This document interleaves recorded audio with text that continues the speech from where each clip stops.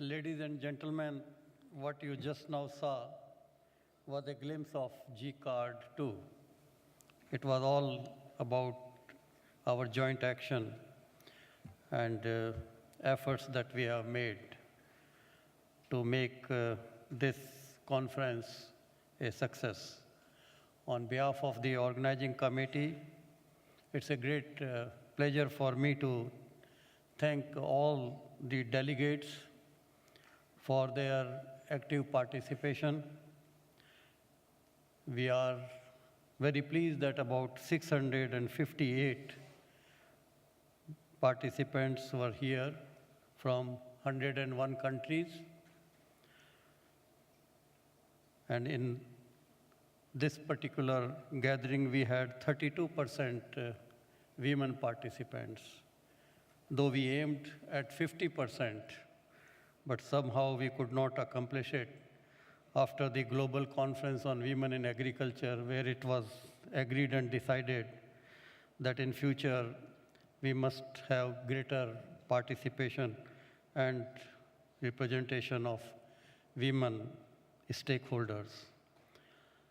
We are also pleased that there were about 200 speakers, and you had heard today the reflections and outcomes of various sessions from the chairpersons. So I would like to thank all the speakers, all the chairpersons, facilitators, and moderators in making this a unified effort. We are also very grateful to the host government, to the Honorable President, to His Excellency Tabare Agere for providing excellent support and cooperation to make this success and to enable us to come to this part of the world and have an idea as to how there is great support for farmers by the government. As was said earlier, GCARD is a process, and we met in Montpellier. We have from Montpellier come here to Uruguay, Punta del Este, and hopefully we have to move forward in the 6-year cycle that was proposed, so that we have our roadmap, implementation initiatives put in place, and also try to assess as to where we have made any progress. And in the process, it is also clear that we need to have better science, we need to also have impact, and we need to have involvement of all stakeholders,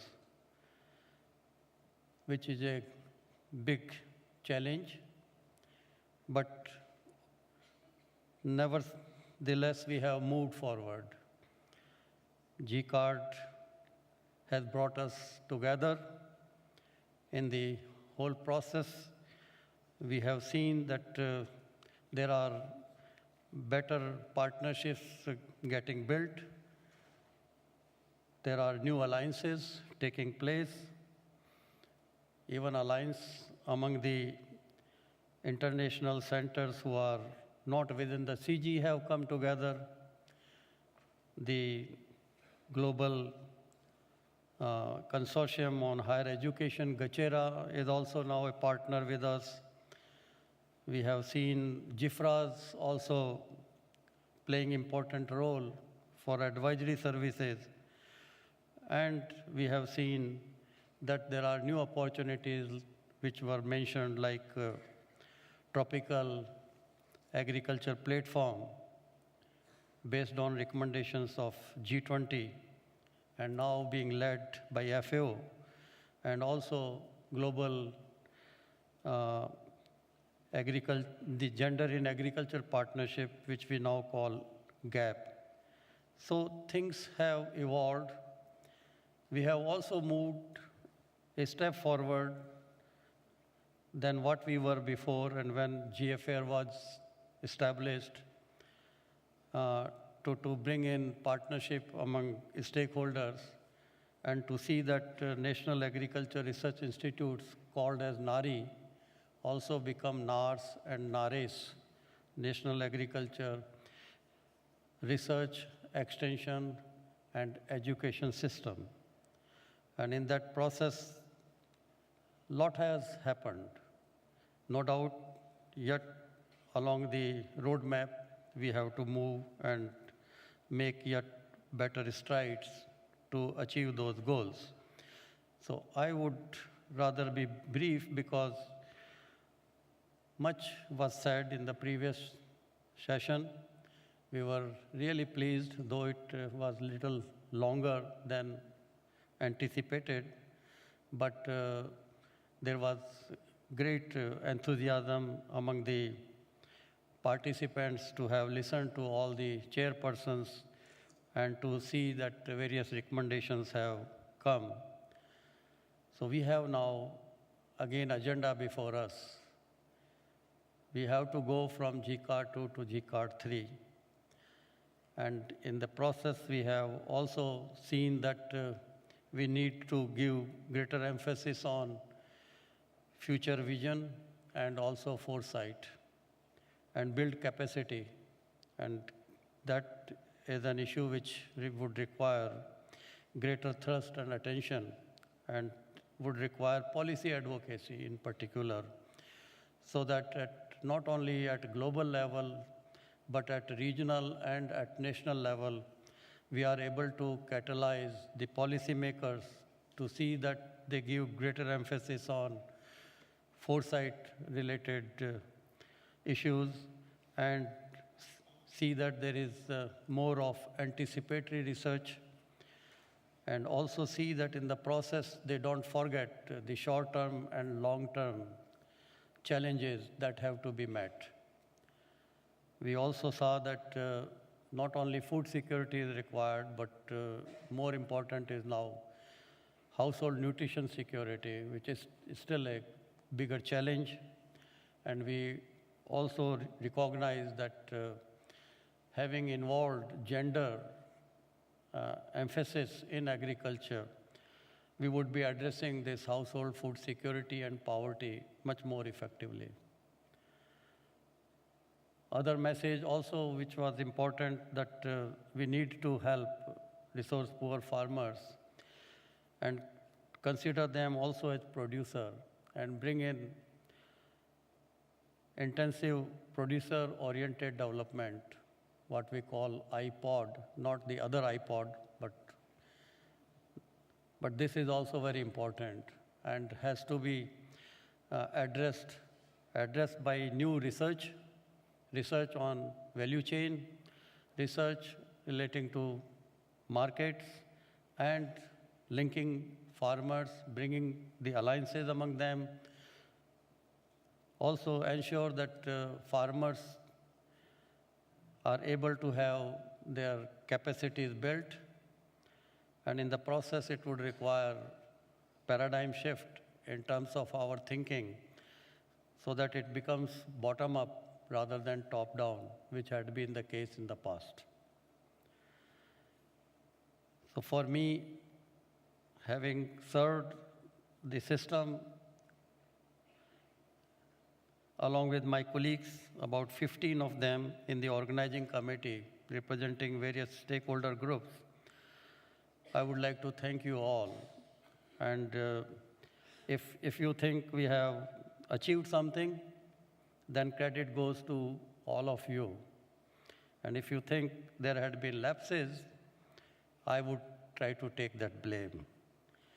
No doubt, all expectations can never be met in any event, but we can only assure you we had made our best possible efforts, and in that process would like to place on record our appreciation for the leadership provided by Monty Jones from GFAR and Carlo Perez del Castillo, the chairperson of the CGR Consortium Board.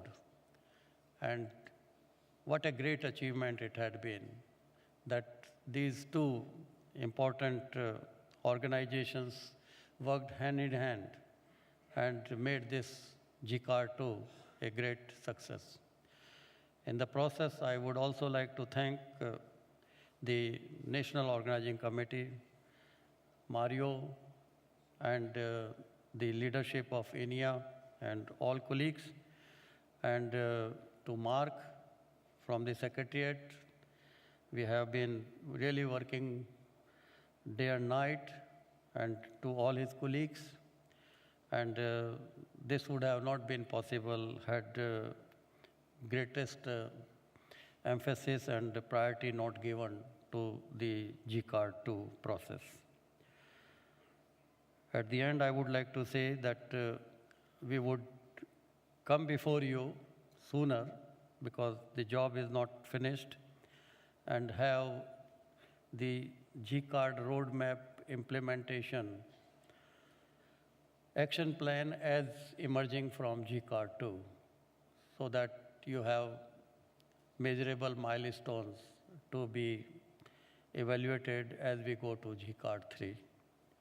We would also like you to give your assessment with regard to what is your frank opinion in the performa that has been provided.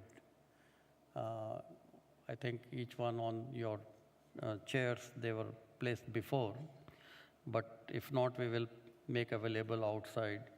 And that is going to give us some assessment in the context of having needed changes and reforms, which I hope organizing committee, when formed for the GCARD3, will take note of.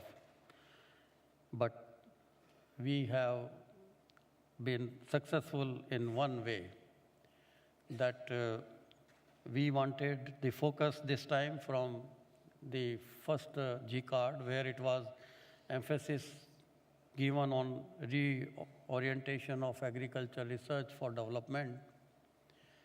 This time it was emphasis on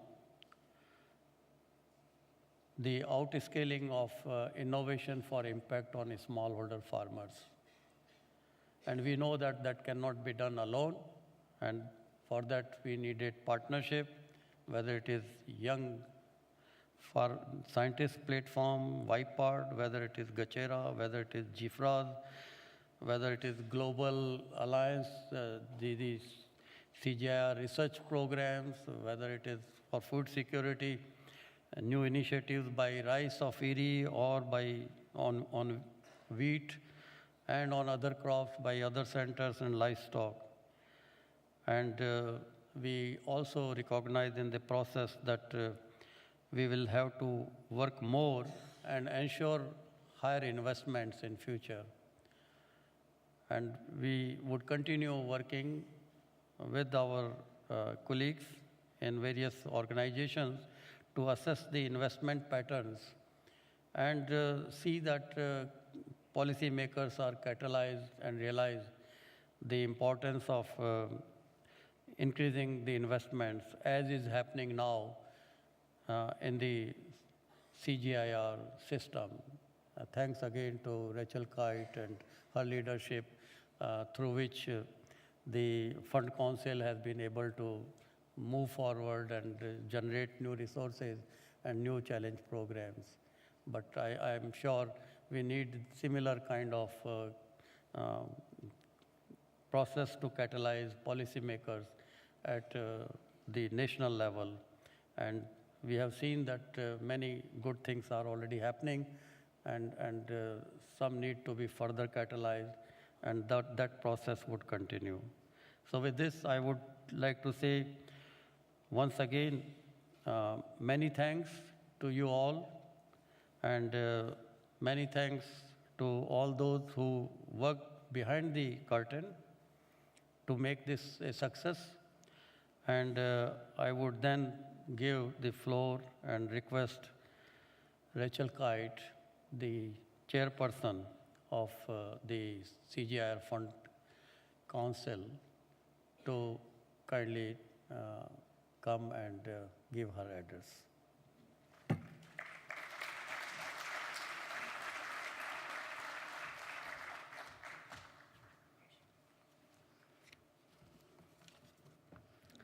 Good afternoon, ladies and gentlemen, and congratulations to you for all of your deliberations and the future partnership that will come from GCARD2. I'm very grateful to you for giving me the opportunity to address you today on what I think are the priorities perhaps going forward and how we can together develop our shared vision and achieve much greater and better impact in the lives of the poor, the smallholder farmers and their families, who are the ultimate clients of our work. I would like to add my voice to that of Raj in thanking the Minister Tabaré, for hosting us in what is a beautiful country, a beautiful part of a beautiful country, and to thank Uruguay for its commitment to, and in fact its leadership in agricultural research for development. You're going to hear from him, and you've already, many of you, heard from him, but I think that it's much more than just thanking him.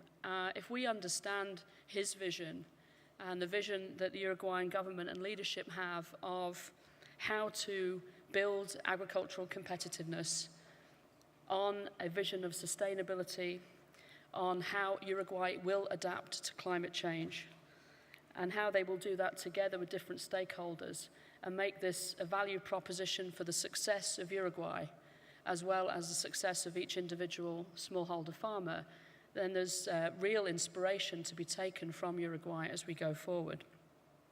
Uruguay has had an unprecedented period of economic growth over the last 9 to 10 years. That economic growth has been built on the backs of smallholder farmers who have increased their yields, increased their efficiency and their effectiveness, and propelled their entire country forward. This is something that we need to bear in mind very closely as we look at the challenges coming out of GCARD2.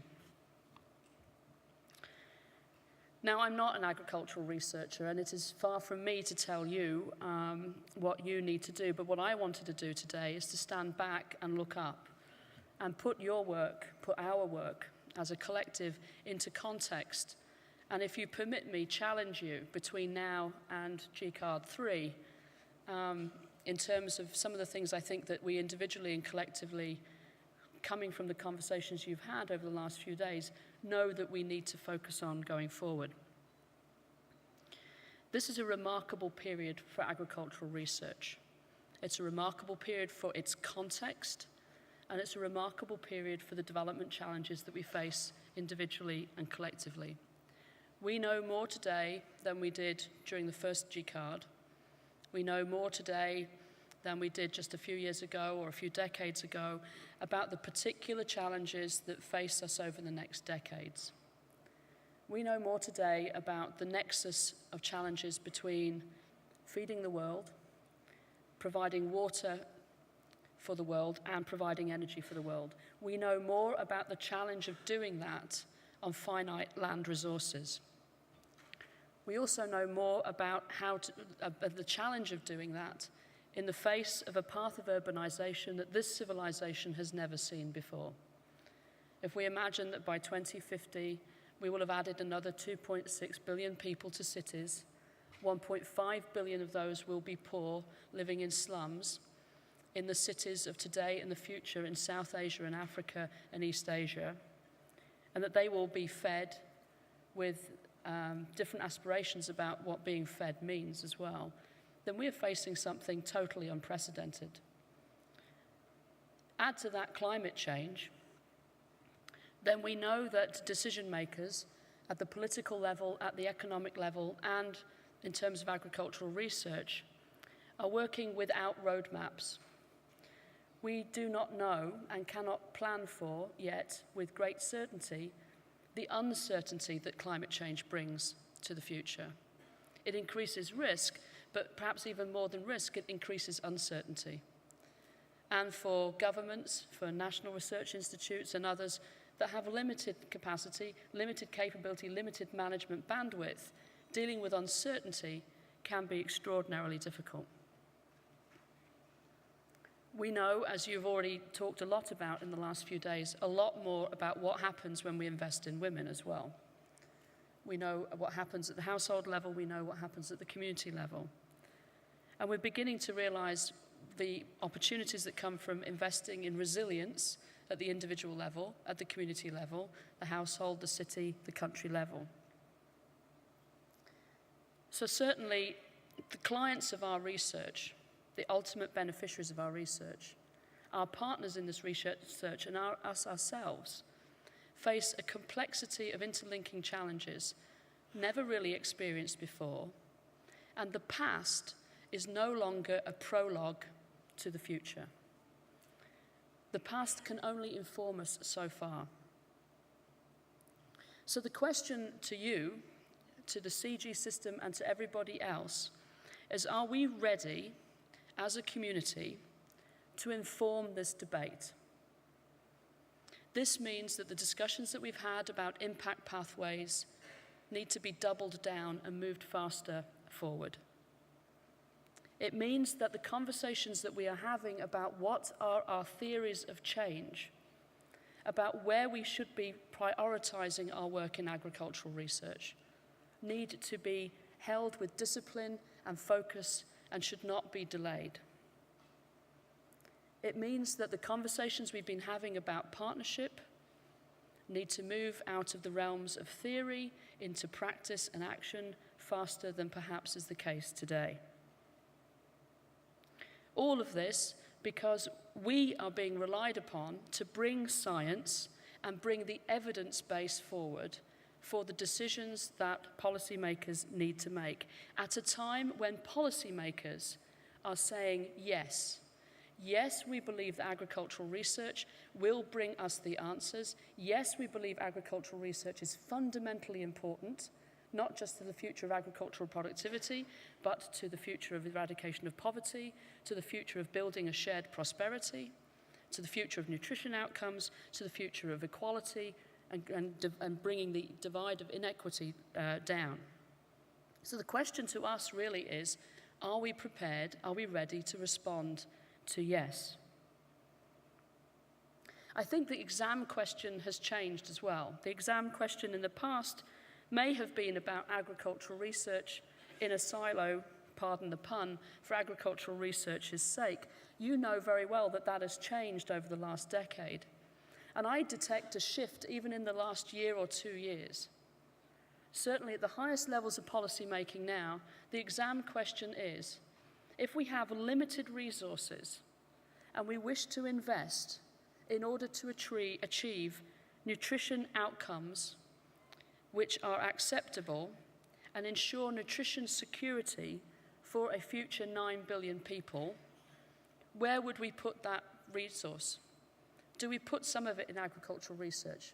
Do we put some of it into extension services? Do we put some of it into other forms of research? Do we put some of it into agricultural logistics? Do we put some of it into simply the hands of women, smallholder farmers or heads of household?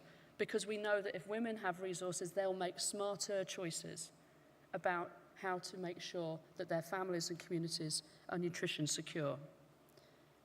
Wearing my hat as the World Bank Vice President for Sustainable Development, wearing my hat as the chair of the Fund Council of CGIAR, the honest truth is that if we were asked that question today, we wouldn't necessarily know how to answer it. And I think that's the kind of forcing event that should spur us forward to difficult conversations around theories of change, difficult conversations about making choices and priorities, and difficult conversations about really whether we can step up our forms of partnership going forward. Incremental improvement is probably not enough. The challenge towards all of us is, can we step change the way in which we work and the way we can get the results of our research out into the hands of those that need it sooner? And I know that you've spent a lot of time talking about that in the last few days. My challenge to you is simply that when you leave here, that we don't lose the urgency and we find ways to move forward.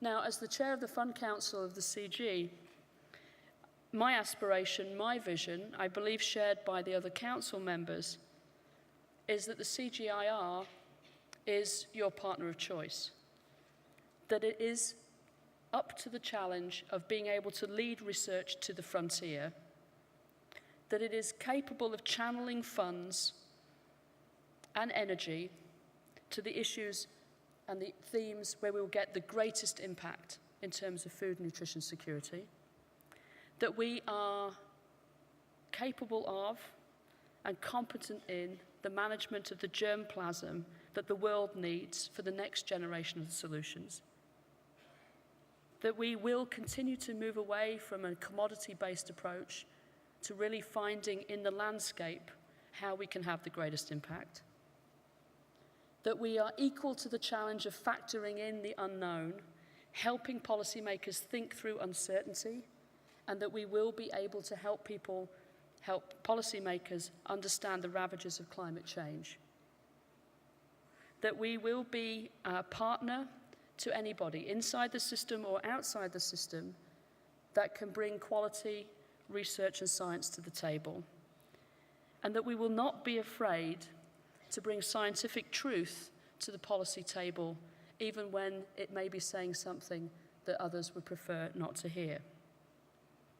If we can continue to improve as a partnership in those directions, I firmly believe that financing will continue to flow, because the value proposition of agricultural research and what it can offer will become clearer and clearer. I mean, there's very good news that in the past, my predecessors and many of my colleagues on the Fund Council have been able to generate $850 million. We had a target of $1 billion. We're almost there. And we did this in a time unprecedented in its difficulty, as many of the countries who have been the places from where agricultural research at the international level has been funded are suffering from a decade of slower growth and, in fact, in some cases, recession. But the commitment to agricultural research as a very smart place for you to invest your development dollars is, I think, increasingly sound and watertight because of your hard work. Now, at the Funders Forum tomorrow, we will discuss a little bit more of this and discuss some of what I think are the challenges going forward. But I remain optimistic that we can continue to bring in more funding for agricultural research when we can demonstrate how applied it will be for the development challenges of today and tomorrow. Which brings another challenge from me to you, which is around communication. For those of you who spent years in labs and years being qualified, having to break down your work into sound bites is not always what you want to do on a Friday when you need to get home. But I cannot emphasize enough that baking into everything that you do an element of how this can be communicated to others beyond the already persuaded, the already converted, is a fundamental responsibility. If we accept the responsibility of bringing science to the table to find the solutions for the policy challenges of today, then communicating that is an essential component of it. It is not a nice to have. It is a need to have in your work. And I believe that, again, through CGIAR, we can help bring resources to the table to help you communicate the amazing stories of success, the amazing potential in each of your areas of work. Since I took over the Fund Council chair, I've been absolutely astounded at some of the sort of truly transformative examples of work that I find as I visit centres within the CGIAR and other places. And I wonder often why this story is languishing, perhaps, and not coming to the fore. This is something where we can all collectively improve. So let me leave you with a reframing of what I think this means for us individually and collectively in order to rise to this amazing challenge that the world is putting at our feet. I think it really, in order for us to respond to the challenge of food security, nutrition security for 9 billion people by 2050, when the world is throwing a dice in terms of climate change and other trends, it requires each and every one of us to play our part in the story to the best of our abilities. It requires us to be disciplined, focused, prepared to take risk, prepared to follow where the science leads us, even when that may mean breaking with tradition and with old favourites. It means going where the science leads us and going where is necessary. I am sure that collectively the leadership in this room is equal to that task. But being able to say no, being able to prioritise, being able to focus in a different direction, taking the risk that that might mean in the early days, these are really challenges of leadership. And so I think it is for all of us coming out of GCARD2 to hold dear to the science, continue to improve the science, and surround that science with a form of modern leadership that the world really needs from us in order to deliver on the challenges that they expect us to help meet. Thank you very much.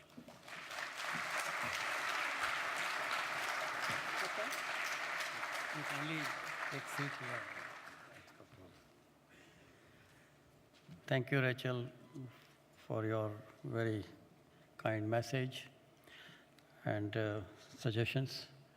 I have now the privilege of inviting Honorable Minister of Livestock, Agriculture and Fisheries, Sri Tabare Agre, to kindly come and address the audience.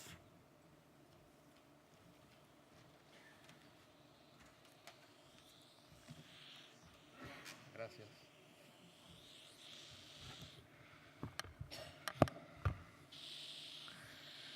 Buenos días. Thank you. Good morning. Es un enorme It is honor y an satisfacción enormous honor como and ministro de pleasure Agricultura as de Minister Uruguay, of Livestock, Agriculture and Fisheries of Uruguay and member of the National Cabinet in representation of the whole of Uruguay to be present at the closing of this second conference on agricultural research for development.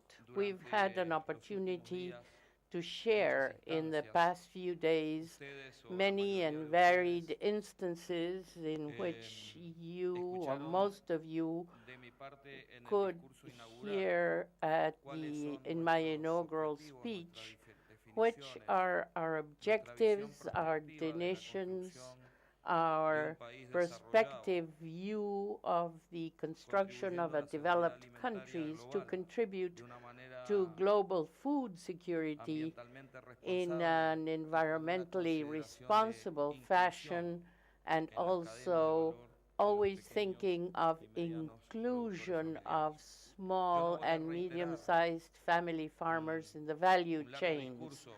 I won't go into a long speech as I did on Sunday. I simply wish, first of all, to thank. We've heard many words of thanks, by the way. We accept them with satisfaction, with pride, but we accept them on behalf of a whole team of people and institutions who have collaborated with this process. On behalf of all of the members of the team and of the national government, we wish to thank the consultative group and GFAR for all the contributions made, for the many efforts they have made, and we'd like to tell you of the enormous satisfaction we feel due to the fact that you appointed us as host country, to the International Committee, Organizing Committee, to all the institutions, private and public, of Uruguay who participated in the local organizing committee. And above all, on behalf of the Uruguayan people, I wish to thank all of you for this opportunity to become acquainted with you, for the pleasure of having shared these very fruitful days, and also because you've offered a very small country to have international visibility and more than the visibility of our tourist cities, of our landscapes, of our natural resources. You've offered us an opportunity to give us visibility to a model for sustainable development through agriculture that we've defined as a public policy instrument. A model that takes into account, first of all, one of the pillars of this conference, and that is foresight, defining what we want and how we want to achieve it.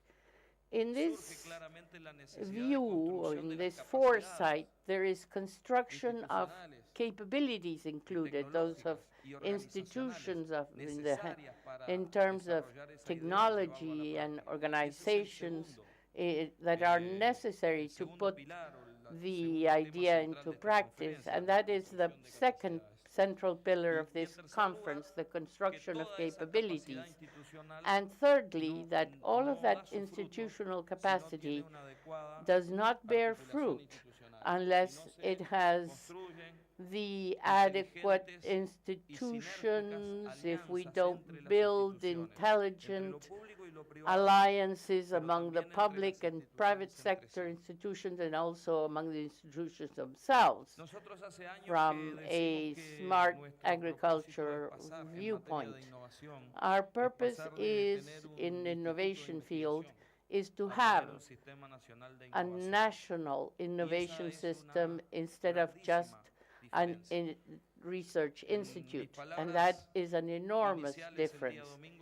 When I spoke on Sunday, I told you that agricultural and livestock research is not an end in itself. It's a tool for building development, and for agricultural products to become development, we need many of the good conclusions that were mentioned today, which require public policy decision to determine the roadmap and to bring the institutions together between, I insist, the public and the private, and all interacting. The key words for construction of that type of development are governance, necessarily private, public governance, taking as a starting point a diagnostic position and build on the basis of foresight to have funding, management, and monitoring of that execution, and finally that they will receive an assessment on the part of the potential beneficiaries and users. Uruguay is a country that's rich in institutions, and it's a country that's built institutionality within which public-private governance is ensured by the legislation that created each one of these institutes, and in many of them funding is shared between private and public, but the evaluation of performance of these institutions also is carried out by councils which are public and private. It's enough for institutions to have a governance on their own? No, because it would be a limited approach if they became satellites rotating in uncoordinated orbits. There must be leadership from the standpoint of public policy, not in this spirit of intervening within each institute, but rather in order to define the national targets in a democratic fashion and guaranteeing the organizations for participation and assessment. Public policy must have macro definitions. It must have foresight, where the political must play an important role. It's not the same thing to produce food by only using resources provided by agribusiness But in addition to benefiting to technological development, that agro-business brings to us that we offer the possibility for inclusion of thousands of small and medium-sized farmers overcoming the obsolete approaches that tend to only mitigate poverty in a country that needs food. A country with the characteristics of Uruguay must take advantage of the need for food produced on a sustainable basis throughout the world to transform agriculture into a powerful tool for social and economic mobilization for our family farms. I said this on Sunday, so forgive me for repeating it. Global food security will be built by adding the production of agro-business to the production of the millions of farmers who must find in agriculture not only a tool to meet their basic food needs, but they must find in agriculture an opportunity for economic growth. I fully share what was said by the farmers' organization representative from India. We must find profitable solutions. If the solutions are not profitable, the farmers will not make the effort to develop them. A sociologist from Wales called Maslow, who defined the famous triangle of needs, first the basic needs, then the more superfluous, and finally belonging to a group, to a society. We have a billion, almost a billion people below the basic needs. We have millions also that do not reach the second stage. No one who's hungry will be concerned about climate change, and no one hungry is concerned about preserving the native forests. The world has the obligation to build opportunities that will be profitable for farmers, that farmers not find themselves in a second category endeavor, or that it be just to meet the needs of the developed world, but with great hypocrisy consumes levels of energy that go against climate change. Finally, agriculture must be the road to hope. And here we have enormous differences between the countries represented here, or among ourselves. We take different standpoints, different natural resource endowments per capita, different demographic concentrations or groups. But for each one, the three precepts of this conference are valid: building a prospective view, foresight, the development of capacity, scientific, technological, institutional, and also creating smart alliances. We want to thank your involvement, your commitment, the joy, the satisfaction that almost 400 of you yesterday visited part of our national territory. You must not think that every day are like yesterday. Every day is like yesterday. Don't think that every spring is like this spring in this country. Don't think that that exuberance of greenery and water that you saw yesterday is constant and normal in Uruguay. Uruguay has a very intense climate differences. If we'd had this same conference 2 years ago, you would have seen a yellow country with a series of measures being taken to mitigate a profound drought. We are not sinceramente honestly preocupados concerned en cómo va a ser el mundo about en el año what the 2080. world will be like in Nuestras 2080. estrategias de política Our pública strategies for public de toda policy nuestra institucionalidad in apuntan a all of our adaptarnos a la variabilidad institutions climática que point tenemos hoy. to Nuestras adapting estrategias to apuntan climate a change construir today, resiliencia at en nuestros building sistemas productivos resilience hoy. in our Porque si production nos systems adaptamos a la today, variabilidad because if de we hoy, adapt to seguramente today's estaremos mejor variability preparados and para changes, adaptarnos a la we'll be variabilidad better futura. prepared to adapt to En el changes día in de ayer future.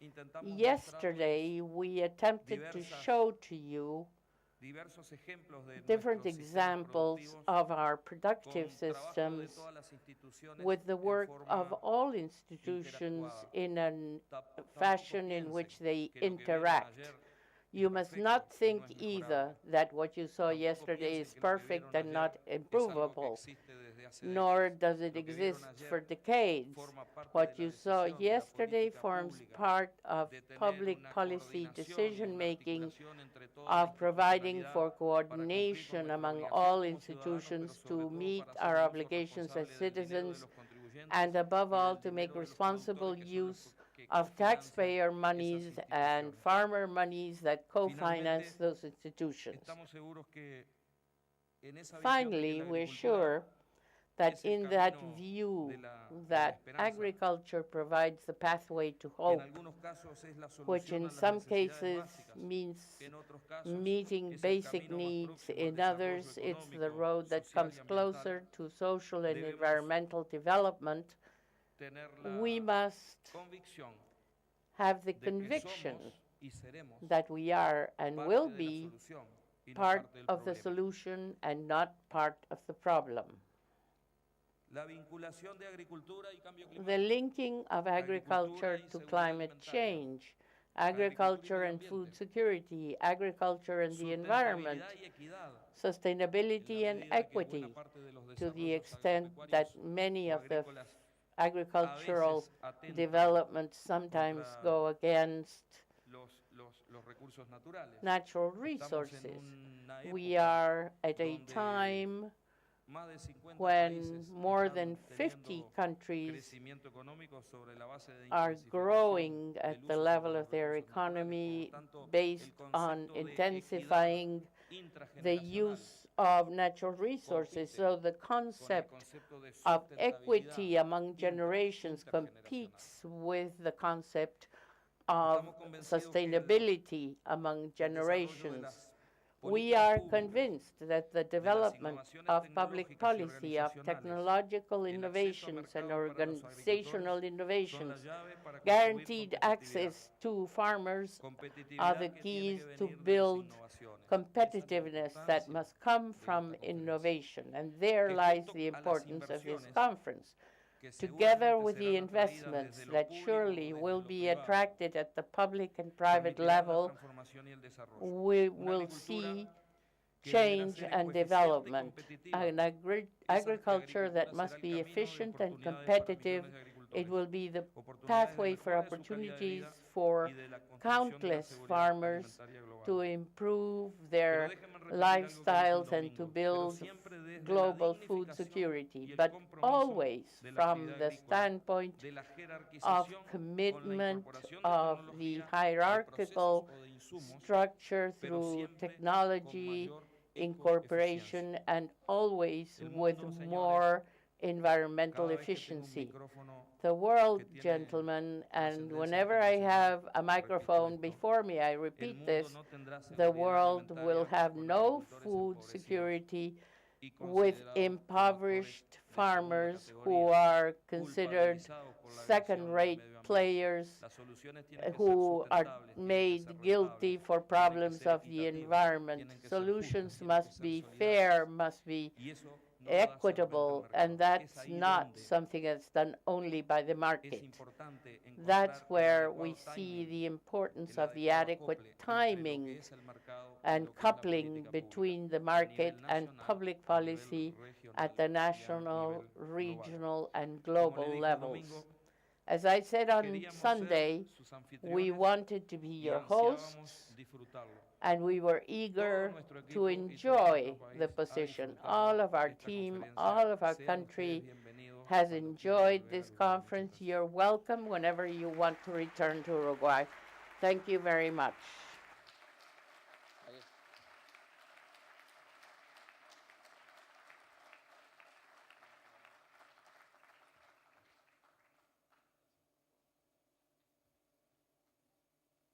Como testimonio quisiera entregarles In testimony of this, I'd like to give you two books on the landscapes of our Uruguay.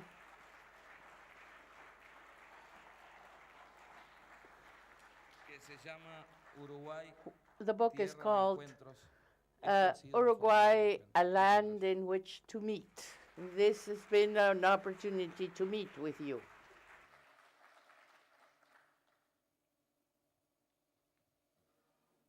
Te voy a solicitar a I will be asking Álvaro Roel que suba al estrado. to please come up here.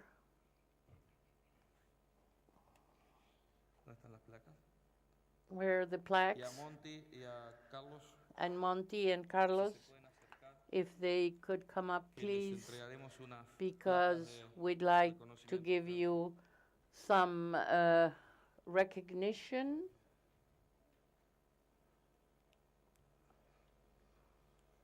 Carlos, ¿dónde está? Aquí.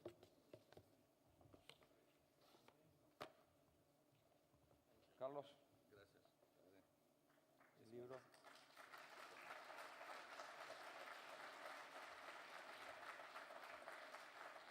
Monty. Y un libro.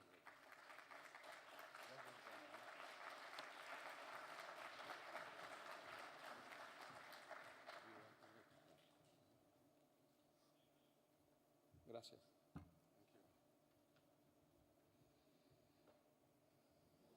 Bueno, Mark, Very well. entrego la conducción de la conferencia. I'll turn over the conference to you. Gracias por todo. Thank you for everything. Para ti.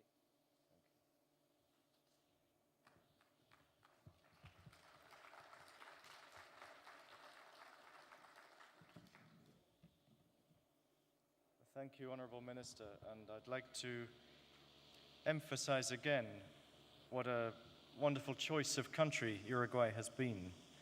What a superb host the President, the Minister, the ministries have been for us all, and the magnificent contribution in organization and facilities, and indeed in hard cash that Uruguay has made, and we deeply appreciate this.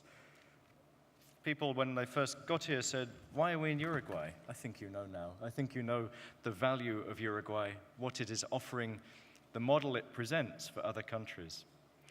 And when we talk about impacts of processes, during this meeting, 2 heads of national research systems have come to me and said, we are so impressed by what we are hearing here. We're so impressed by the new thinking that we're hearing that we're going to go back and completely reform our agricultural research for development systems. So if we want impacts, these are realities, these are changes, and Uruguay is setting the pace that other countries are now following. And I was delighted also by the honor that the minister paid us by saying how influenced he was in his own work by the last GCARD and the processes that we are all bringing together. Now we have, I think, some further presentations to make on here. I have to hand some certificates for the organizing people, is that right? Have we got the certificates here?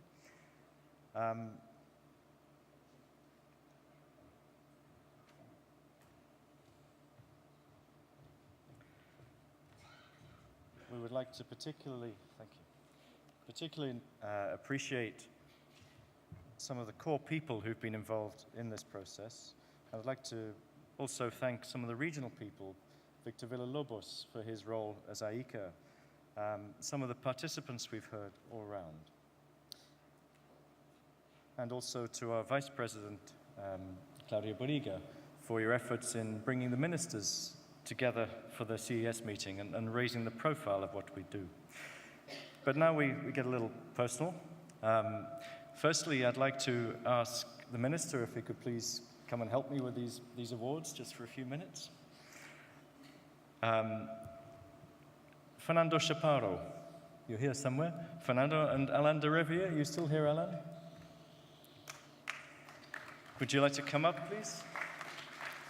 Maybe Alain's got his flight on. I just wanted to recognize that GFAR is not an overnight sensation. GFAR has come through a lot of hard work from a lot of people. And one of our founding fathers in practice was Fernando Chaparro, and it's very appropriate that you're here as we come back to your region.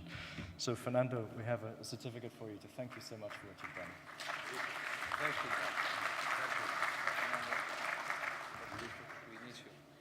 Alain has perhaps gone, so we'll move on from there. Now, it's also a time of sadness, this meeting, because we say goodbye to someone who's lent tremendous effort to GFAR and indeed to the regional forum Aranena. Ibrahim Hamdan, if you could come up, please. Ibrahim has served for many years to mobilize actions in the Sawana region, Central and West Asia and North Africa. And I think it's very appropriate that you should go out on a high from your efforts here.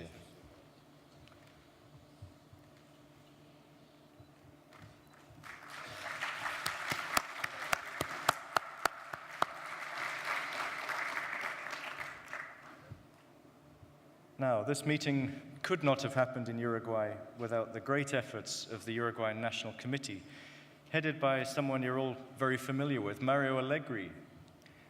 Mario, where are you?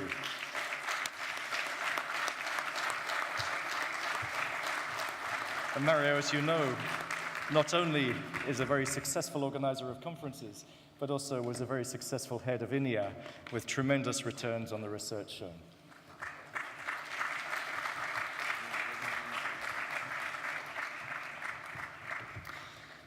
And thirdly, it's my honor to recognize the value and the contribution of the leadership shown by Dr. Raj Paroda in chairing this conference together and bringing together all these many parts. Raj.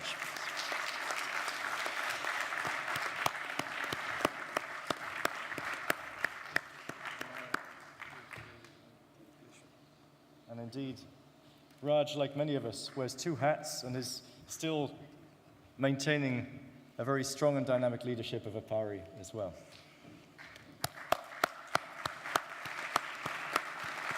Thank you. Now, we also, I think, have to recognize that these events don't just happen. They take a lot of energy, they take a lot of commitment.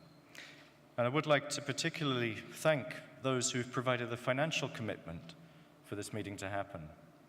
Now, first and foremost, the CGIAR Fund Council, many of whom are sitting here, for your valuable contribution. And I'm pleased to report that this meeting has not only come in on a similar scale to the Montpellier meeting, but it's come in at lower cost than the last meeting. We've brought together, I think the number is 658 people in this gathering. And what's happened is that we've shown that even where money is tight in these straitened times, we can still bring impact, we can still bring together all these people, all these different people from, I think, 101 countries of the world. Phenomenal. Coming together to work together in what we're doing. And I would certainly also wish to very much acknowledge those who've directly supported the conference from outside. CTA, Agropolis, the Asian Development Bank, the Ministry of Foreign Affairs in France, as well as all of those who support GFAR and its work, CEDA, IFAD, the Swiss Development Corporation, the Dutch, the EC, the Irish, DFID, all of whom are contributing in very practical ways. But let's think, this is not a self-congratulatory thing, it's a congratulatory thing for all of us. We're all part of this. 200 speakers have come together to have their say in what we're doing. Last time in Montpellier, I made the mistake of trying to list everyone off the podium. I missed one or two, and boy, did I hear about it afterwards. So this time, you're all up here. If I've missed anyone, you blinked, okay? So I would also very much like to thank, obviously, my own secretariat. The GFAS secretariat have worked day and night for this conference.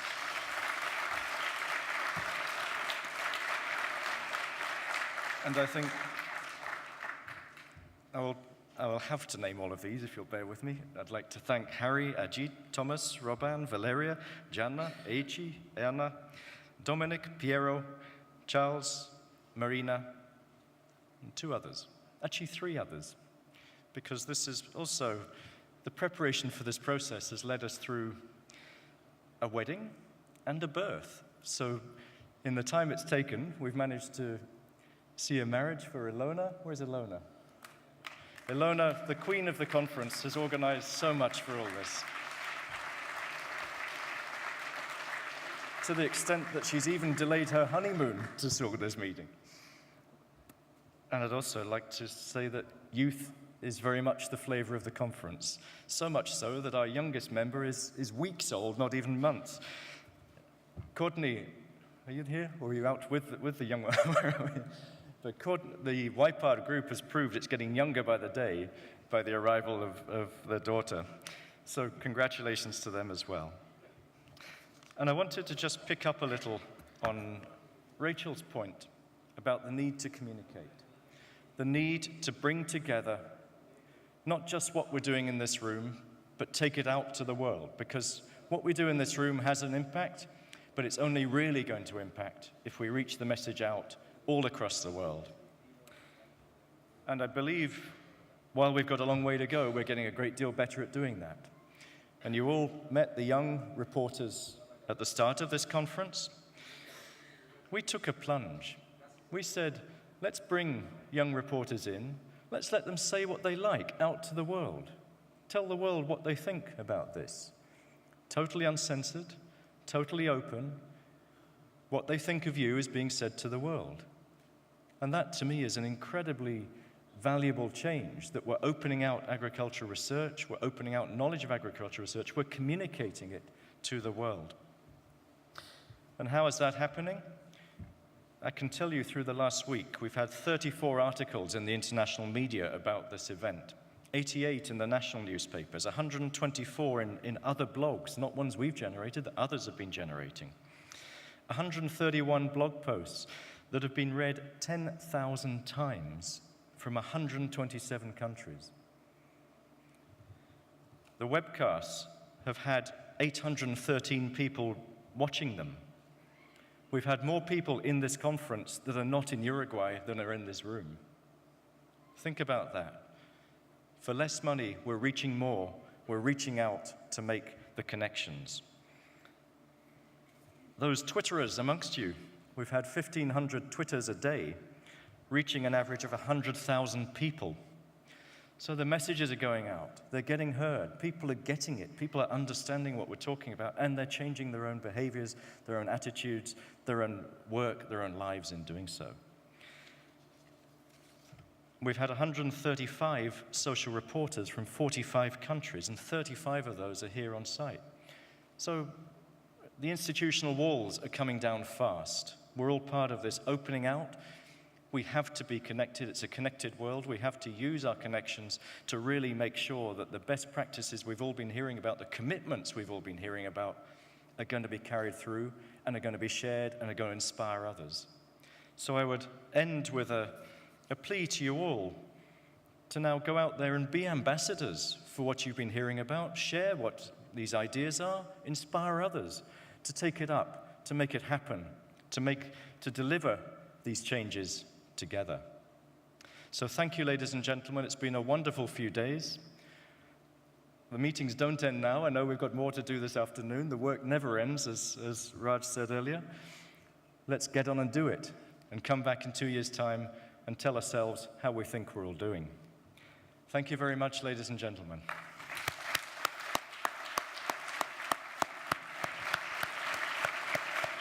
And I have one more logistics announcement, that the lunch today is a different basis. The lunch today is by ticket only, which means the ticket is on your chair. Please fill in the appraisal form of what you feel about the conference as you go into lunch. Thank you very much.